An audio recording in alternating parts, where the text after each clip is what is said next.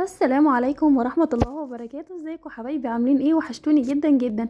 اخرت عليكم كتير، معلش انا اسفة، كان في ظروف عندي. الحمد لله على كل حال. النهارده بقى اغير معاكم اوضه الاطفال زي ما قلت لكم قبل كده. هنتابع سلسلة التغيير في الشقة. كنت مغيرة معاكم غرفة نومي. طبعا زي ما شفتوها وبقت تحفة تحفة، وكل اللي شافها جميلة جميلة. بس انا زعلانة منكم. مش كله عمل لي لايكات ولا اي حاجة، وبشكر الناس جدا اللي شجعتني في الكومنتات وفي الفيديو. شكرا ليكم حبايبي، ربنا يكبر بخاطركم يا رب. النهارده بقى هغير اوضه الاطفال بتاعت ولادي زي ما انتوا شفتوها كده، لونها بني. والصراحه زهقت منها جدا. هعمل ايه؟ جبت البوهيه اللاكيه اللي انتوا شفتوها في اول الفيديو. معلش انا ما قلتلكوش عليها. زي ما شفتوها في اول الفيديو، هو ده النوع اللي انا اشتغلت بيه، وجميل جدا جدا جدا. بيتمسح من ساعه ما عملتها وانا بمسحها وبنضفها، وبقى شكلها تحفه تشوفوها في الاخر.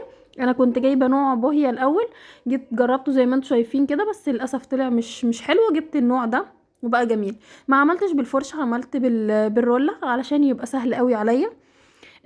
والصراحة كنت بنتي كانت تعبانة معايا وكانت متطعمة، فكانت هلكاني جدا. فجوزي ساعدني، ربنا يبارك لي فيه. هو اللي ماسك الرولة دلوقتي وكان بيعمل يعني. انا هعمل معاكم برضو شوية بس في الاخر قوي يعني، لان كانت فعلا مش راضية تسكت خالص. انتوا عارفين الاطفال لما بتكون متطعمة بيبقى يوم الحمد لله بيبقى زي الفل علينا. بصوا، عملت الأوضة ضربتها، غيرتها أبيض. بقت شكلها جميل، وعملتها اللون اللي انتوا هتشوفوه ده، اللي هو البيج بس غامق شوية. هو الصراحة بصوا يعني طلع تحفة معايا، يعني جه صدفة. بصوا هو كان حتى العسكري برضو او الكومودينو ده برضو كان معايا. غيرت الأوضة كلها كلها وبيضتها، بقت تحفة تحفة، بقت جميلة. حتى الحيطان بيضتها، هتشوفوها في الاخر هتعجبكم. مش لازم تودوا للناس اللي بره ولا تكلفي ولا اي حاجه. على فكره الحاجات دي بقت اسهل ما يمكن ان انت تغيريها في بيتك، الحمد لله، مع الافكار والناس والتغييرات. وممكن فيديو زي كده يجي. الاول كنا لازم نشيل ونفك السراير ونوديها للسورجي او الراجل اللي بيبيض. اهو بصوا انا بقى هنا ايه هعملها معاكم. قلت له لا لا لا، عايزه اجرب، مش هينفع كده، لازم حبايبي يشوفوني. الناس اللي دايما بتسأل عليا متشكرة جدا جدا، ومتشكرة للناس اللي دايما بتعمل لايكات وكومنتات وبتشجعني في الكومنت يعني او في الفيديو. متشكرة لكم جدا جدا. والله بجد مش عارفة اقول لكم ايه. ربنا يكبر بخاطركم، ودايما تبقوا في توفيق انتوا كمان، وفي نجاح وفي سعادة وفي صحة، ويحفظ لكم ولادكم ويحقق لكم كل اللي بتتمنوه. بصوا بقى السرير بقى شكله وهم بعد ما عملته. كمان الأوضة لما اتفرشت فرقت جدا. البيبان كمان عملتها برضو نفس الكلام. شايفين الباب اللي ولادي كانوا مشخبطين عليها ومبهدلينها؟ انتوا عارفين ولادنا. برضو عملت نفس لون السراير، بس غمقت الحتة دي سن قوي، يعني سنة بسيطة كده عن السرير، يعني علشان يبقى فيه فرق يعني. انما هو نفس اللون. انا حطيت على اللون الابيض حطيت بني. بصوا انا كان في البوهيه مطرطشه على وشي او جايه على وشي. فعملت اللون الابيض ده، خدت منه شويه عملت بيهم زي ما عملت معاكم برضو فكره المكتب. كل الناس اللي متابعاني المكتب كان لونه ايه، وعملته برضو نفس هو البدايه، يعني البدايه اللي ايه اللي انا بعد كده حبيت ان انا اغير الاوضه كلها. الفيديو عندكم على القناة، اتفرجوا عليه. هتشوفوا برضو غرفة النوم بتاعتي اللي انا غيرتها. كل الفيديوهات دي ادخلوا عليها واتفرجوا، هتفيدكم كتير والله ان شاء الله.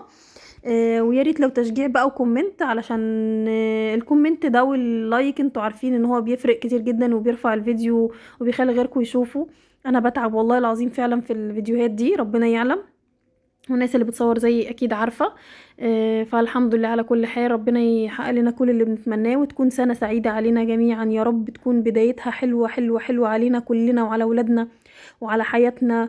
وفي كل حاجة في كل حاجة ربنا يرزقكم يا رب كل شيء بتتمنوه، ويحقق لنا كل اللي بنتمناه. وتكون سنة سعيدة يا رب، اللهم امين، لينا وليكم وللناس اجمعين. عملت بقى اللون الابيض ده، خدت نصه عملته، عملت بيه اللون الابيض، والباقي حطيت عليه نقطة من اللون البني. يعني انتوا هتجيبوا علبة الوان كده من عند بتاع البوهية، قولوا انا عايزة اللون البني، وهحط عليه نقطة بس مش اكتر يعني. او حسب ما انتي عايزة، حسب ما انتي عايزة اللون ايه اعمليه. انا طبعا ده كان باقي من اوضه النوم بتاعتي، لان برضو بيضت الحيطه بتاعتها زي ما انتوا شفتوها. وهعمل نفس اللون هنا، في اللون عجبني جدا الصراحه لما بعد كده لما نشف معايا وبقى جميل. بصوا انا اول مره ابيض برولة تقيله، فتقيله عليا الصراحه، فالحمد لله يعني دايما كان جوزي هو اللي بيبيض وكده. بس انا كنت حابه اجرب، حابه ان انا ايه اتعب في الحاجه، عشان لما بنتعب في الحاجه بنفرح جدا وبنبقى مبسوطين وبنحس ان احنا عملنا حاجه، بنحس ان احنا انا اللي عملت الحاجه دي بايدي. فالحمد لله لو عجبت حد اكيد اكيد انت دايما بتبقي فرحانه يعني، تبقي داخله طالعه كده عايزه تتفرجي على اللي انت عملتيه. والصراحه غيرت لي الاوضه جدا 180 درجه، فبقى شكلها جميل قوي. لسه برضو هعمل معاكم ان شاء الله باذن الله، اللي يتابعني بقى هيستنى برضو مفاجآت تانية ان شاء الله. هعمل معاكم الصاله هنكملها برضو، في حاجات برضو هغيرها. انا نويت ان انا اغير العفش بتاعي، بس ايه، على قد ايدي. زي ما قلت لكم قبل كده انا مش معايا ان انا اغير العفش بتاعي، وخساره هو اصلا جديد يعني، هيبقى افترى مني ان انا اقول حتى لو معايا فلوس وامكانيات حرام ان انا اغيرها. حرام جدا جدا الصراحه يعني.